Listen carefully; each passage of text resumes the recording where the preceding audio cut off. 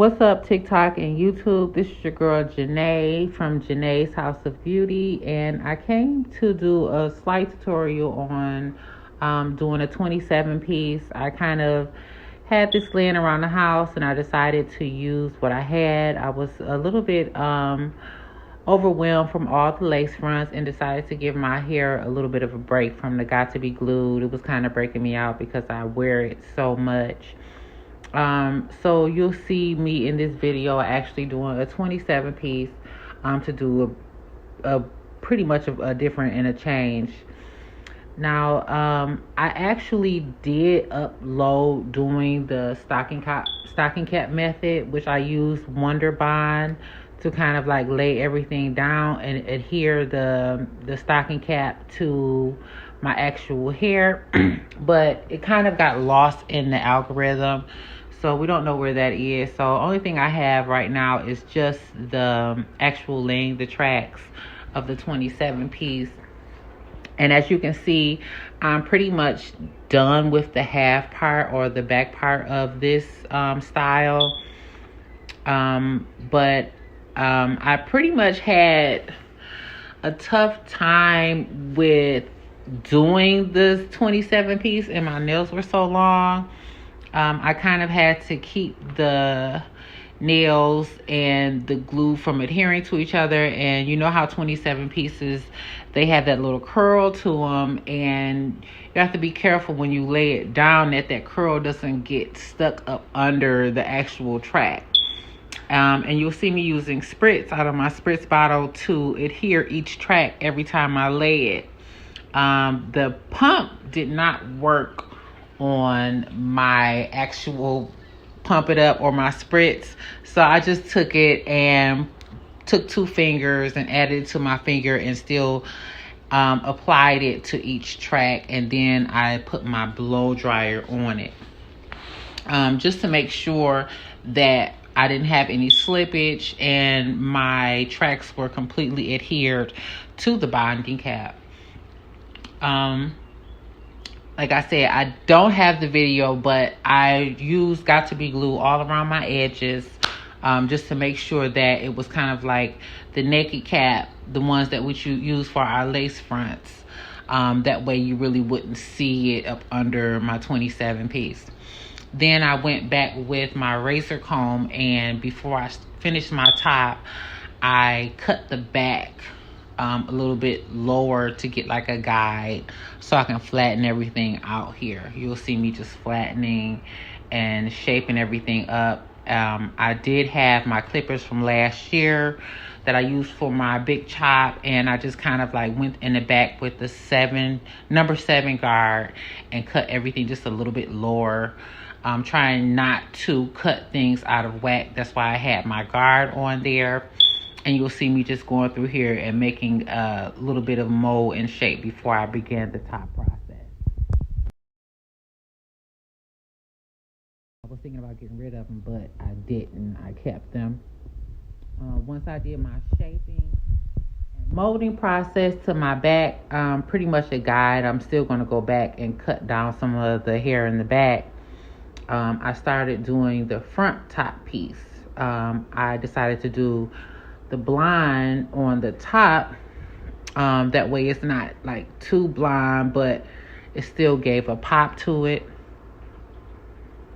You will see me just combing through here after every application to make sure that the hair didn't, glue to itself, because with the curl, it will go under and the glue will grab it. So I kind of had to work my fingers through the hair as I was bonding.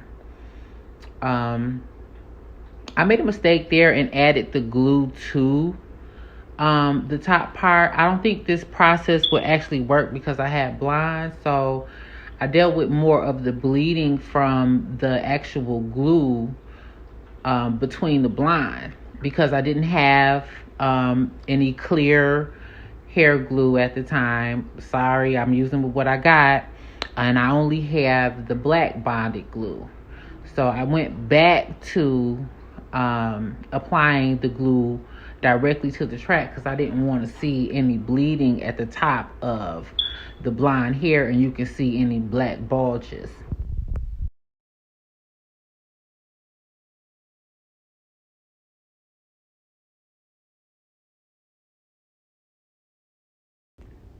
Like I said, the blonde was a little bit tougher because I didn't have the clear bonding glue, so I had to be careful of how I mashed the track in as well after I adhered everything.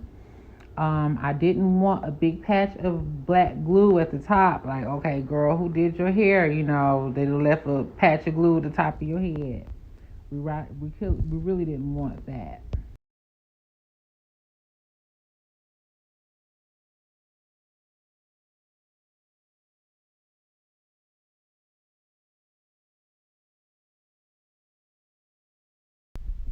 Before I got to the top piece, I pulled out my little closure piece that was already in the 27 piece that I kind of wanted to keep, but I didn't need the butt that was around it because I didn't sew it.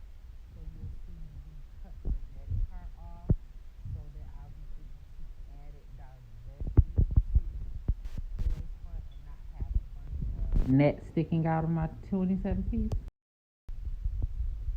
Still struggling with the top part because I want to make sure that it is glued to the cap instead of on top of the hair. The angles got a little bit more difficult as I got to the top, but good thing is I can actually see it from here.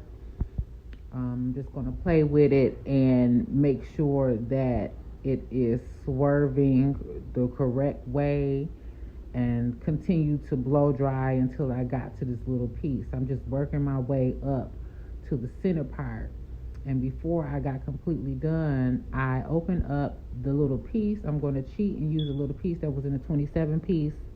And I cut off the extra netting to it because I wasn't sewing it, I was only gluing.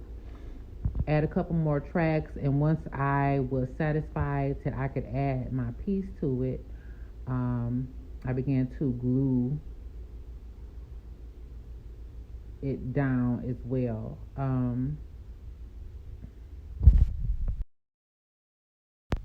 I took the smallest flat irons that I had in order to get that 1980s bump out of it. I definitely didn't want that look. I wanted everything to kind of like be flat and have like a little 2000s pixie cut type thing going on.